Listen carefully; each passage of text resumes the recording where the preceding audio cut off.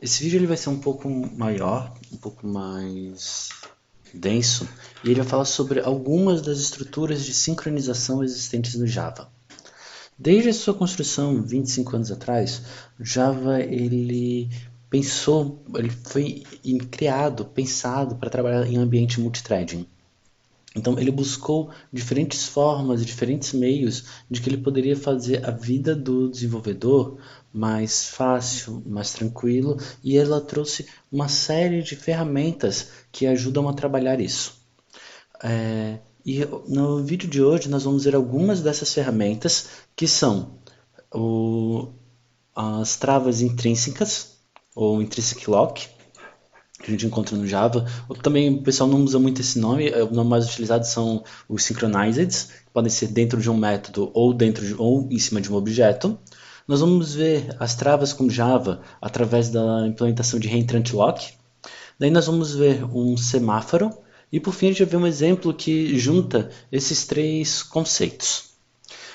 Antes da gente começar propriamente dito, apenas uma pequena explicação sobre o processo de passar variáveis por linha de comando para um programa Java. Ele é feito assim.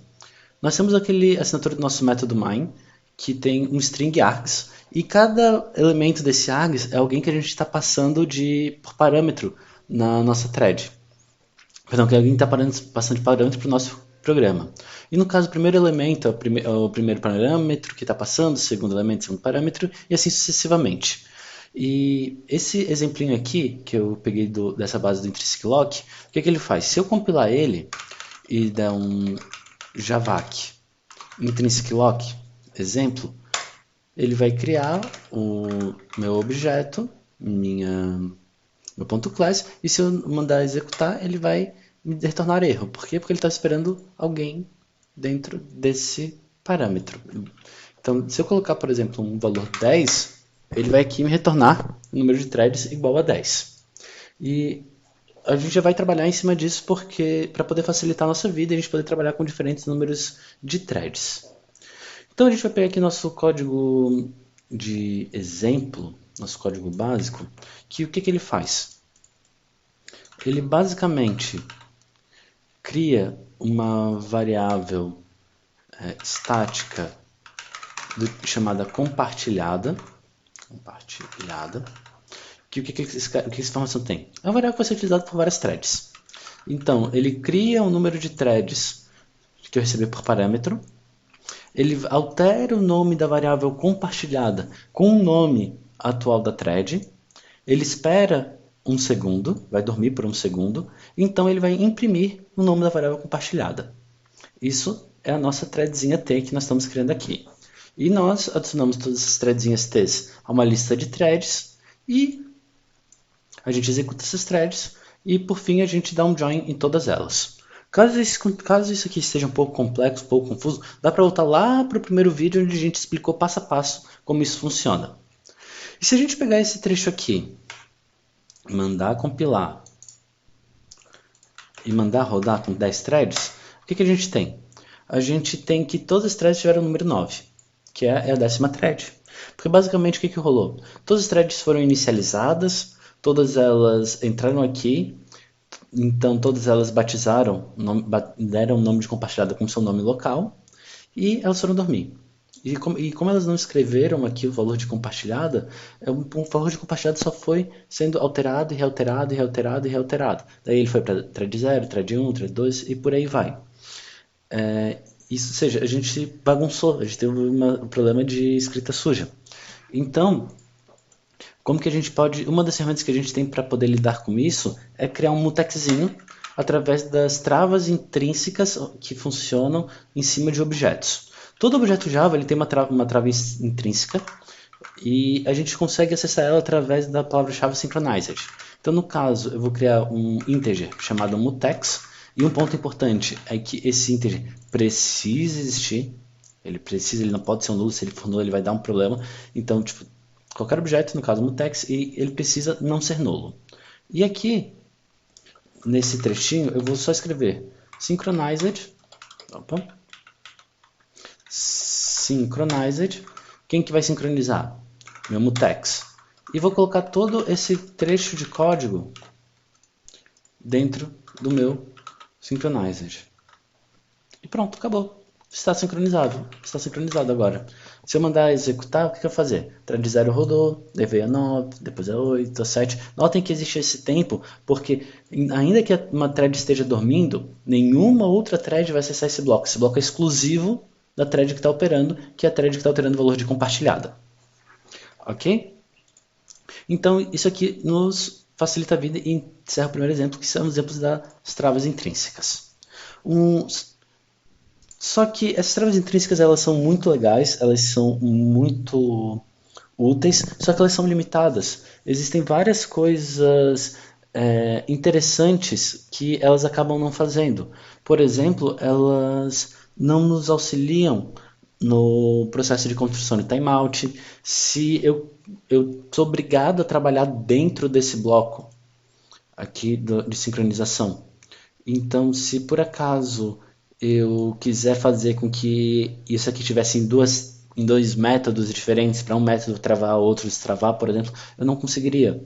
Então, tipo, os desenvolvedores, eles tiveram outras necessidades para trabalhar com estruturas mais robustas. Então, desde o Java 1.5, foram criados a reentrant lock. Aqui, static reentrant lock.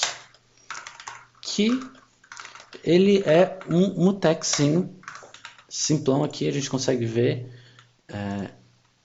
aqui desde a versão 1.5, e ele funciona certinho como um lock, como um mutex, e a gente consegue ter as operações de lock e unlock.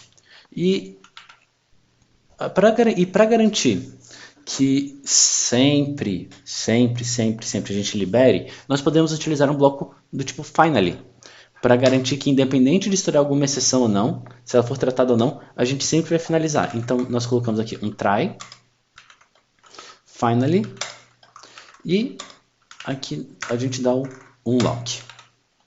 A gente pega o nosso trecho de código aqui, colocamos aqui para dentro e pegamos aqui o lock e damos o lock. Ou seja, basicamente o que a gente está fazendo? A gente está forçando a trava antes de alterar o valor de compartilhada. Altera o valor de compartilhada, dorme, escreve na tela e então libera. Ok? Executando isso aqui, agora a gente não está mais com intrinsic lock, a gente está com reentrant example. E rodando isso também para as 10 threads,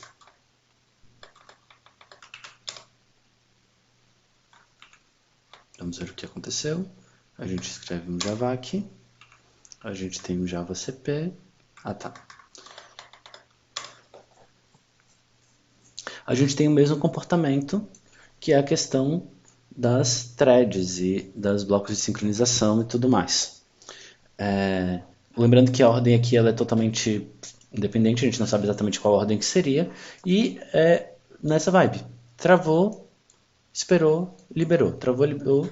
E o algoritmo para a reentrega da chave, isso é uma coisa interessante, ele vai liberar a chave de forma aleatória, na tentativa de buscar uma utilização mais justa. Ele vai dizer assim, dentre todo mundo que está esperando eu liberar a chave, nós não sabemos exatamente a ordem que ele vai fazer ou não. O que é algo diferente dos blocos sincronizáveis, que ele vai fazer um algoritmo de, eu acho que FIFO, mas eu preciso confirmar. Pois bem, aqui a gente tem esse processo aqui e terminamos o exemplo de reentrant lock. Só que tanto os locks intrínsecos quanto o reentrant lock, ou mesmo outros exemplos de lock que a gente tem em Java, eles vão permitir o acesso exclusivo por thread. E às vezes, por qualquer motivo que seja, nós queremos ter duas ou mais threads rodando em paralelo. E é nesse sentido que entra o semáforo. Static semaphore. Que ele funciona justamente para trabalhar em cima disso. Ele também veio de Java 1.5 e realmente a função dele é garantir que a gente tenha um número pré-definido de threads rodando dentro das regiões críticas. Então, a gente vai mudar um pouco o nosso funcionamento. A gente não vai trabalhar tanto com a questão de compartilhada, já que a gente pode ter um probleminha de escrita junto, mas a gente vai mudar esse comportamento. O que a gente vai escrever aqui? A gente vai escrever system.out.println entrou na região crítica e saiu da região crítica. E por fim, system.out.println está esperando para entrar na região crítica. Mas quem está fazendo todas as operações? De novo, a gente vem aqui em thread.getName. Só um espacinho aqui. E colocamos isso para o resto das nossas operações. Então vamos pegar aqui um semáforo. Dentro de semáforo nós pegamos o método acquire, que é quem vai pegar o nosso thread. Ele pode estourar uma interrupted exception, então todo o nosso bloco vai precisar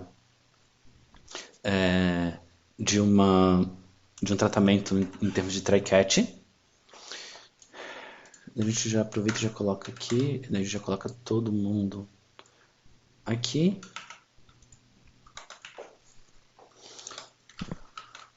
E se der algum erro, a gente já vê aqui dentro do stack trace. A gente tem aqui um semáforo.acquire. Logo depois de ele estar esperando pela região crítica. E a gente vai dar aqui um semáforo.release para liberar a quantidade. E tudo que a gente precisa fazer agora, para deixar o nosso código certinho, é inicializar o semáforo. Isso a gente faz com semaphore, recebe new semaphore e a quantidade de elementos que a gente pode passar. Que no caso a gente vai dizer que apenas 3 threads, apenas 2 threads, vão permitir estar trabalhando ao mesmo tempo. E você vai ver que a gente também tem esse construtor com um booleanozinho que permite o uso justo ou não do semáforo para garantir que diferentes pessoas vão estar utilizando ou não. Beleza? Então a gente vai dar aqui o acquire, o release. E fazendo aqui a alteração, nós mudamos isso aqui para o semaphore, exemplo. E o mesmo vale para cá com 10 threads.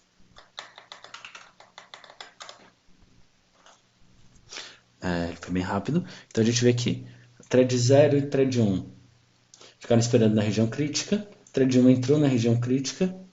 Já vamos aproveitar então aqui na região crítica para a gente dar um pouquinho mais de facilidade. A gente vai dar um thread.sleep de 1 segundo. Assim a gente garante que tem um comportamento um pouco mais interessante de analisar. Então a gente viu thread 7, thread 1, thread 5, todo mundo ficou entrando na região crítica. Thread 6, 7 entrou na região crítica. Daí ficou saindo da região crítica, entrou na região crítica e com isso a gente consegue trabalhar melhor para ver essas utilizações e tudo mais. E com isso nós terminamos as nossas regras de semáforos. Ok? Só que o semáforo em si, ele não nos diz quantas threads estão paradas exatamente. Perdão, ele não nos diz quantas threads estão consumindo, estão dentro do nosso semáforo. Ou o nome que ele diz, permits, a quantidade de permits disponíveis. Então nós precisamos fazer esse controle por fora. E a gente vai fazer esse controle por fora exatamente no nosso próximo exemplo, onde nós vamos usar um lock, que no caso eu vou usar o reentrante lock, mas eu poderia implementar também com o intrinsic lock e o semáforo para fazer esse controle. Então, entrando aqui no exemplo completo, o que a gente tem?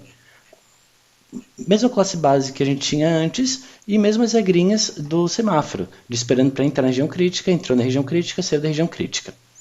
E, além disso, eu criei um lockzinho do tipo reentrante lock.